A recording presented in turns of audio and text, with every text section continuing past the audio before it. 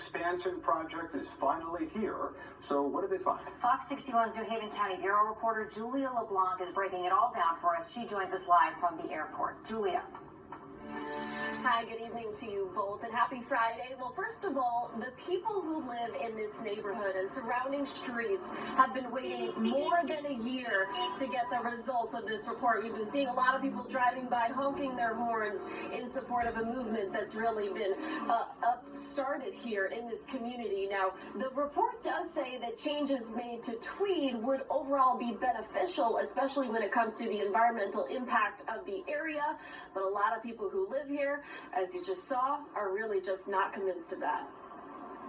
You say they're not winning at all. Fred Winston lives less than a quarter of a mile from Tweed, New Haven Airport. Granted, it is making it very convenient for a lot of people, but at what price? Winston says the biggest price for him is the fumes he's ingesting, and it's getting worse ever since Avelo Airlines started flying out of Tweed. If the wind's blowing towards my house, you have to go inside. The runway overall will be extended, and then the terminal moved over to here. Tweed's executive director, Tom Rafter, says the draft environmental assessment shows those changes will overall benefit the area when it comes to air quality, traffic, and noise control. One, the relocation of the terminal will take the ground noise away from residential areas and put it in more compatible land use areas where there's more industrial type uses. The new entrance would be here off of Proto Drive, and the extension of the runway, Rafter says, will make everything safer and allow Avelo to put more passengers on the plane. It would be the same or less flights with more people. Still, some neighbors aren't convinced with the findings of this report. I hope for the best, but I'm planning for the worst.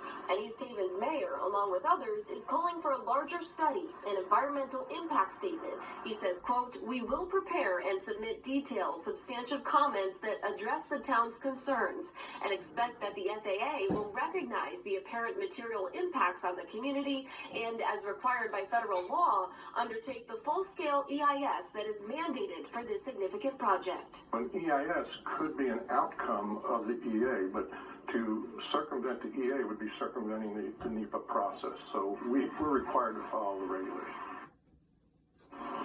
Now, right now, the public comment period for this assessment is open until April 16th, so people have a chance to share their opinions until then. They also have a chance to join in on a public meeting that's being hosted on April 1st, at East Haven High School.